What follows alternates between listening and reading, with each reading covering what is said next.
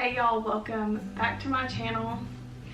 So I'm going to be filling in the blanks of our birth story today because I know there is quite a bit that we did not get on camera. Things just got crazy. So Austin was texting our family in a group text along the way. So I went through that this morning and got everything together of the way things went down because honestly it's all a blur to me. So I hope y'all are excited to watch this today. You've probably already seen all the footage that we got. And even though it was the scariest day of our lives, it was definitely the best day of our lives. And we're just so thankful to have this sweet baby and that she is healthy. And I'm gonna try to keep my emotions under control during this, but it's so fresh that everything's still very emotional.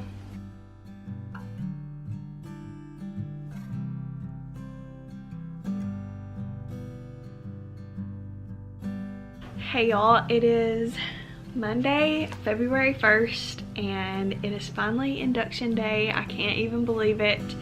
It is 6:15 at night, and we were supposed to be there at 8 originally, but they called earlier today and said that we didn't have to be there until 9. We're pretty much ready to go. We don't have to leave for like another hour and 15 minutes, but I'm sad to leave my little buddy.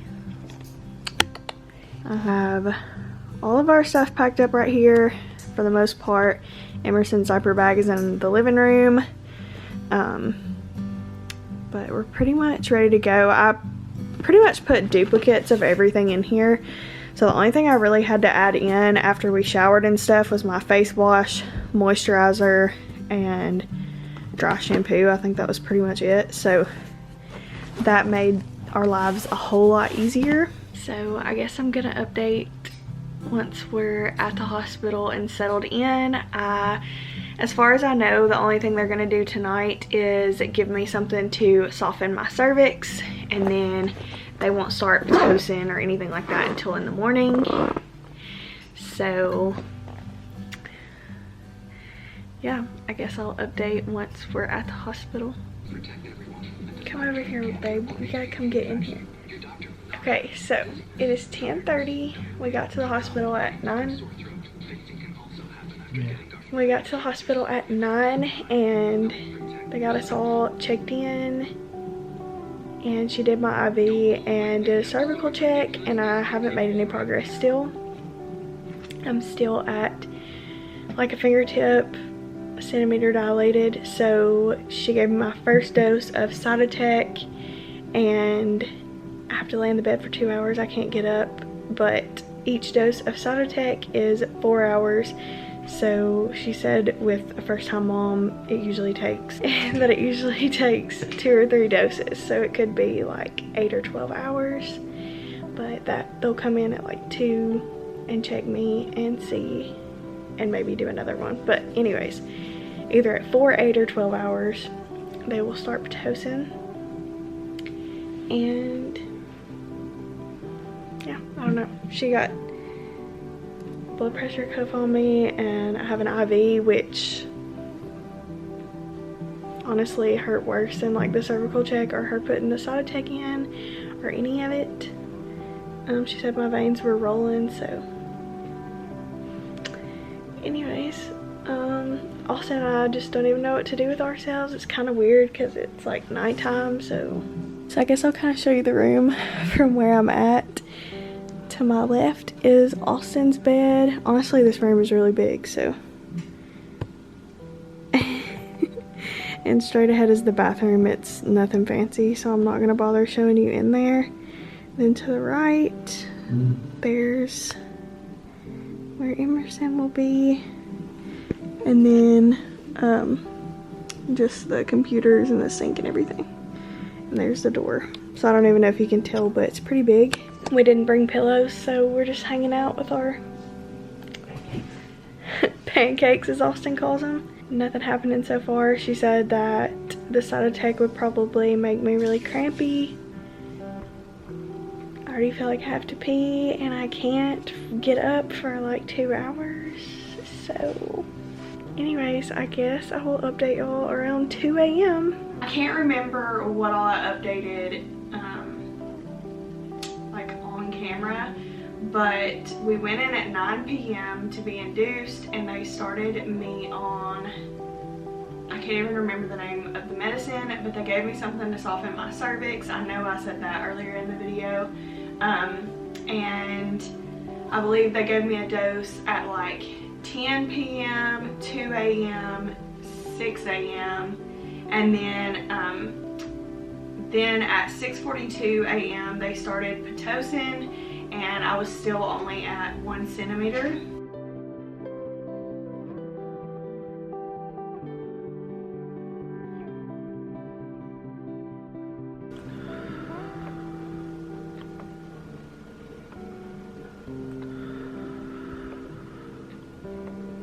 So at 2 a.m. when they came in, there were no updates. So they gave me another dose of Cytotec, and it came in at 6. And at 6, I was a centimeter dilated. They called my doctor and started me on Pitocin. So that's pretty much all the update that we have. I'm having lots of contractions. They're very painful, and I'm just ready for my epidural because they're so intense I can't sleep. I basically did not sleep last night. So I'm just ready to be able to rest. But I think the next step is my doctor's gonna come and break my water sometime this morning. And yeah, they're expecting 12 hours from now for us to have a baby. So like I said, I will just be glad to get some relief and be able to sleep, because right now I start falling asleep and like 5 minutes or so passes, or not even. Some of my contractions have been like a minute apart. So I fall asleep and like a minute or 5 minutes later I'm waking up to the pain. So Austin's been trying to sleep when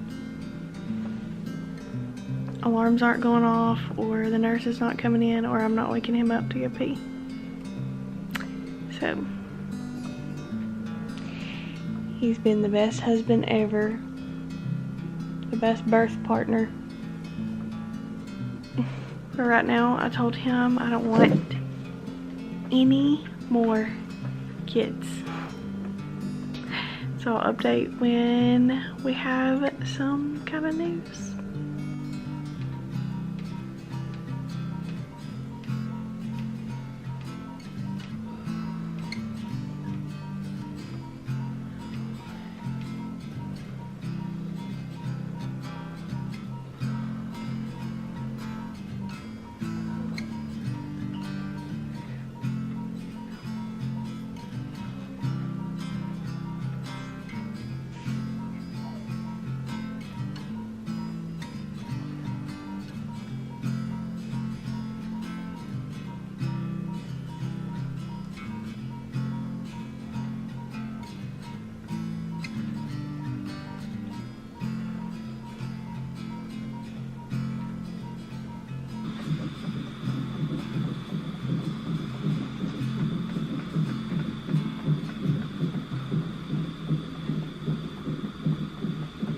And then at 8:45 a.m. the doctor broke my water, and I was at 2 centimeters.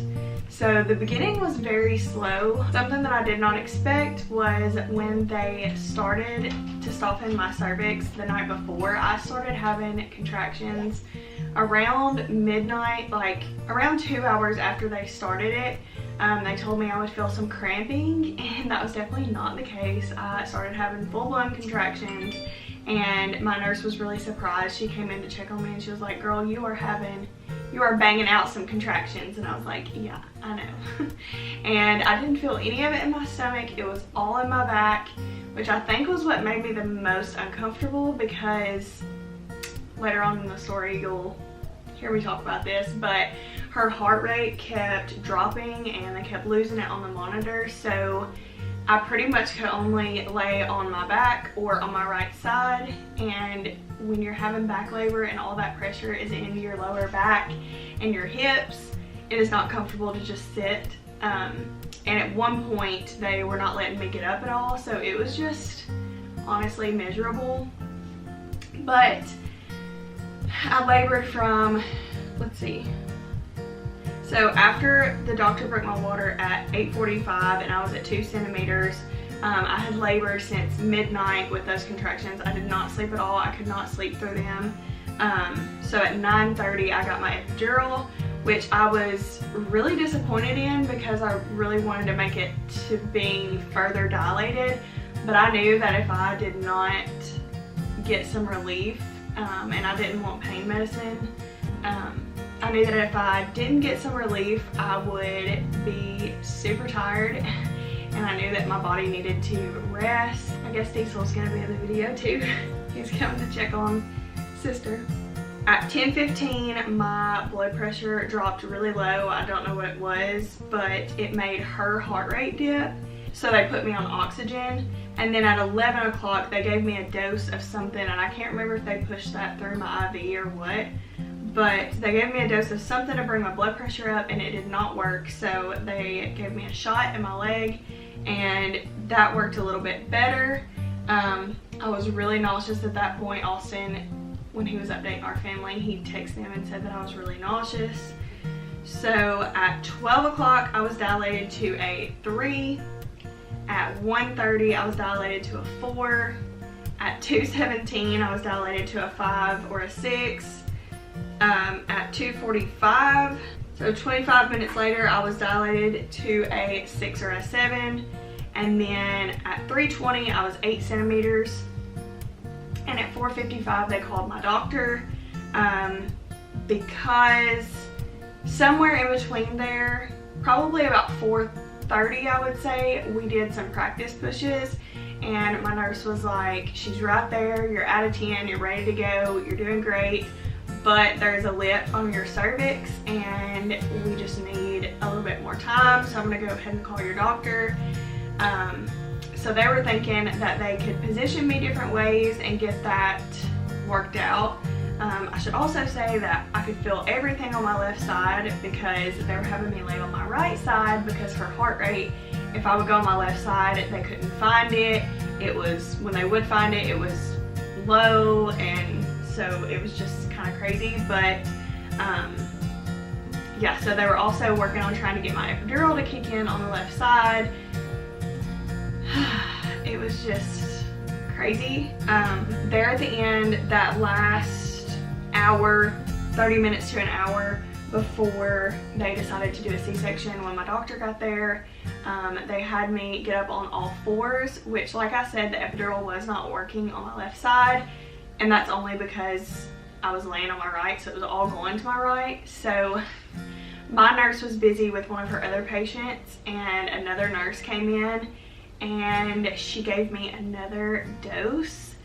So instead of just me rolling to the other side and letting it go to the other side, then I was just so numb. I could not feel anything. I could not move, which made things a little bit more difficult. Once my doctor got there, the heart rate was really, everything started to kind of turn and get really scary. I'm sure I'm missing a lot of stuff, but they had me get up on all fours, which if you've never done that, being numb from the waist down, it's nearly impossible.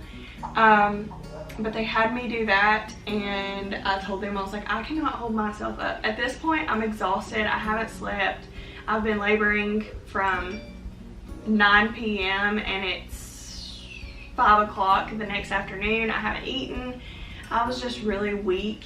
And so they had me get on all fours, and I was literally holding myself up with my upper body. I was shaking. It was just terrible. I was nauseous. They had oxygen on me. I had all these monitors hooked up to me. It was just crazy. I mean, I really don't know any other way to explain it. And at that point was when I started to kind of like break down and realize that, I'm sorry if it's distracting that I'm rocking her, it's just habit at this point, but this is when I really started to get scared, and I had held it together up until this point, but I was kind of freaking out, but I was trying not to because I didn't want to make blood pressure and all that worse and like stress her. So I was trying to keep my composure. But once my doctor got there, she checked me and she was like, yep, there's a lip on your cervix. So at this point we would either give you a little bit more time. She was like, but we don't really have time. She was like, it's been so long since your water was broken and we're worried about you spiking a fever. We feel like you're starting to show signs of that, and that's not good for you or the baby. So she was like, we're gonna give you 10 more minutes, and at that point we'll talk about C-section. And all I could think about was C-section. I didn't have anything against it. I mean, obviously when you think about having your baby, you think about, or you picture having them vaginally. You don't imagine a C-section if it's never been mentioned to you or if it's your first child. But I was okay with it. When they mentioned C-section, I just thought, okay, I don't get to hold my baby right away. I don't get to nurse right away. We don't get to do delayed cord clamping. You know, they're gonna take her to the nursery, which I did not want. That's what freaked me out. And I think if I had known ahead of time I was gonna have a C-section, I would have been scared of surgery, but because surgery is my biggest fear, and having surgery while awake is just a whole nother ball game. I feel like C-sections, people are just like, oh yeah, like that's normal, people do it every day, but it is crazy. But yeah, I wasn't even nervous about that. I was just really, really scared for her. All I could think about was her being okay and then just getting her out as fast as possible. So anyways, 10 minutes went by and they came back in and nothing had changed. So they told me they were gonna do a C-section and people started rushing in, and the anesthesiologist and the nurse were like arguing back and forth because the anesthesiologist was like, I need to get her on her left side. She can feel everything. We've got to get this done like now. And the nurse was like, well, the baby doesn't like her left side, so if you flip her to her left side, we're gonna lose her heart rate again. And it was just really, really scary. I mean, we were just kind of trying to like take it all in that that's what was going to be happening. And like I said, there were just people all around us and I was so nauseous, and they were pushing more medicine, so it was making me even more nauseous. At 5:25 they decided they were going to do a C-section. It took them about, well, at 5:41 we were already in the OR after they prepped me in the room. So from 5:41 till about 5:50 they were prepping me in the OR, and Austin had to wait outside, which I kind of skipped over this, but right before, when they told us for sure they were going to do a C-section, I was trying to hold it together, trying not to freak out, trying not to cry. It was just so emotional. And I looked up at Austin and saw his face, and I lost it because I could just see how scared he was, and I just can't imagine how it felt to be like on the outside looking in. Like, it was crazy for me, but I was in it and kind of out of it, so it just, so I'm sure for Austin it was really scary being on the outside of it, not like in the thick of it, if that makes sense. But yeah, at 5:40 we were in the OR and they were prepping me, and then like I said, it took about 20 minutes, and at 5:53 she was born.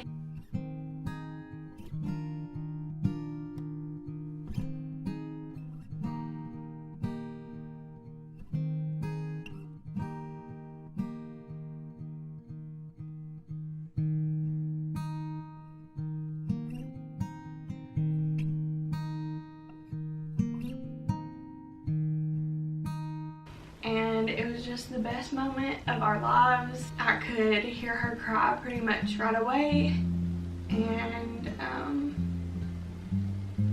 it seemed like forever before they held her up where I could see her.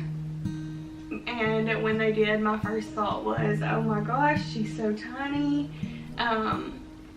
And so they just held her up for a quick second, and then they took her to the incubator, and they told Austin to go over there and take his phone So he took some pictures, and they also let him cut the cord, so that was just really sweet. We got that on video, so I'm sure I'll insert it here. So then they brought her over to me, swaddled up, and they held her down to me and let me kiss her, and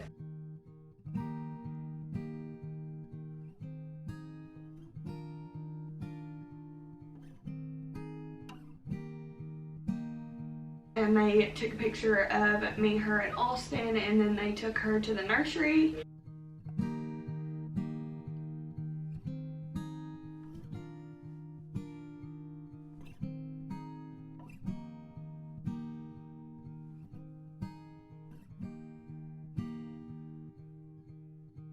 And they told me that it would be about an hour. It probably took them 20 to 30 minutes to close me up and finish with the surgery. So as soon as they told us we were having a C-section, I looked at Austin and I told him not to worry about me, to go with her. As soon as they took her, I wanted him to be with her.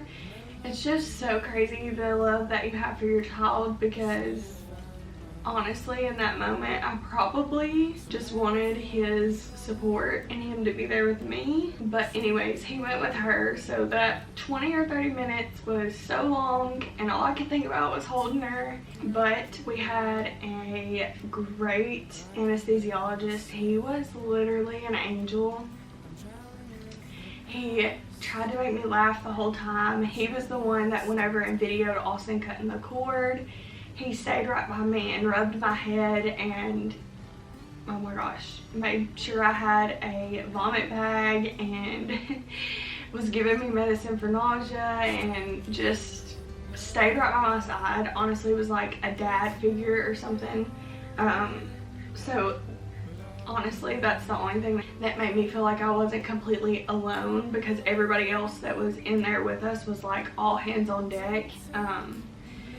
So yeah, anyways, yeah, it was a crazy experience, but we were just so glad to have her here and that she was okay. From there, we did not hold her until 7:50, so it was a long time. They took me back to the recovery room, and it was still like a while before they brought her in, which I was dying.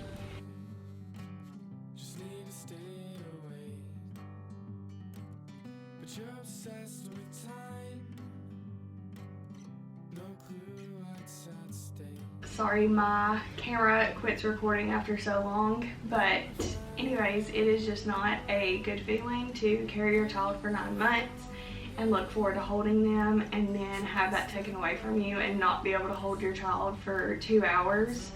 And I hope that me sharing my honest experience does not freak anybody out. If you have a C-section planned or anything like that, honestly, if it's planned, I'm sure that it's a lot different and a lot better.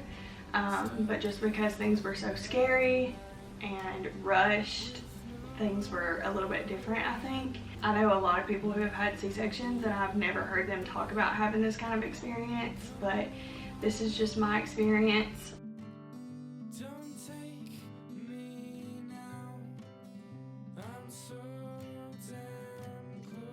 Well, it has been a crazy 24 hours. It's now midnight of February 2nd, which is Emerson's birthday. Look at her sleeping with her mouth open.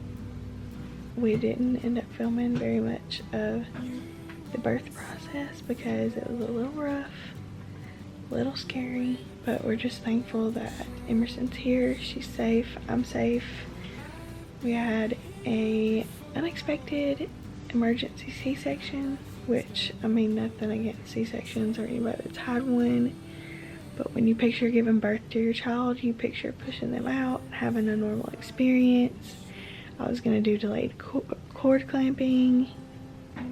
I didn't want them to take her from me. I wanted to just do skin to skin for a couple hours, and all that got crushed, which I was okay with because Emerson was really in distress and I just wanted her to be okay. But wow, the emotions that we went through so crazy. And Austin was so good. She weighed 6 pounds and 7 ounces and she was 19.5 inches long. Could not believe how tiny she was. I knew that she was gonna, or I felt like she was gonna be on the smaller side, but not that small. I had guessed 7'6" and Austin guessed 7'8". So we were all surprised that she was so tiny. Today is Thursday and she turned a week old on Tuesday and she's in preemie diapers. She was in preemie clothes, but her limbs are too long. Her arms and legs are too long, so she's in newborn, but she swims in them. Like, her arms come out and it's really annoying, but I know she's gonna grow so fast, so we've just been trying to soak it up and get all the cuddles. We're just over the moon. It's the best thing in the world. Nobody can prepare you for it, and you can't even imagine it until you experience it. So yeah, I have some clips of us giving her first bath. We did not want the nursery to give her a bath right away, but we ended up deciding to wash her hair, so we did that ourselves. So yeah, I'm gonna insert that clip here.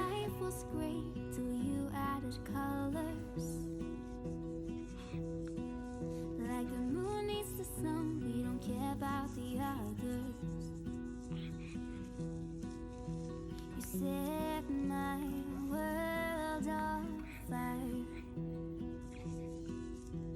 You're my heart's desire. I just wanna love you, just wanna hold you, just wanna be with you till we grow old. Please tell me you'll stay or take me away. I want you for myself every single day. You set my world on fire. You set my world on fire. I don't know what I'd do without you. You make me smile. What is it that you do? And then I have a clip of me breastfeeding. And I think I have a picture of Austin helping her latch. If I can insert that, I will. We don't care about the others. You set my world on fire. You're my heart's desire. I just wanna love you, just wanna hold you, just wanna be with you. This whole experience has been so sweet and has brought Austin and I so much closer than, I mean, I thought we were already as close as we could get, but he literally like fed me, helped with everything with her, he bathed me, like he has done everything. He's been so sweet, so good.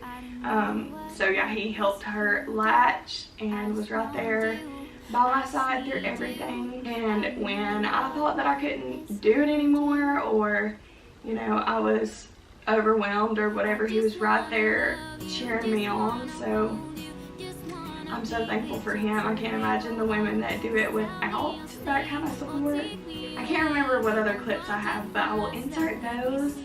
I hope that y'all enjoyed this video. I'm so excited to be back somewhat on here and posting a few videos. So if you have any requests or things that you'd like to see, just let me know down below. And don't forget to subscribe and turn on your post notifications so that you don't miss my next upload. And I will see y'all in my next video. You are the light I'd like to wake up to. There's not a sun that rises sweeter than you do. The moment my eyes caught the sight of you, I was surrounded by these feelings I never knew. Never knew it'd be nights alone in my car, just me, you, the stars and moon. Didn't think I would share so much of this heart, but now it's been built for two. No, I don't see myself with anyone else. nobody else but you.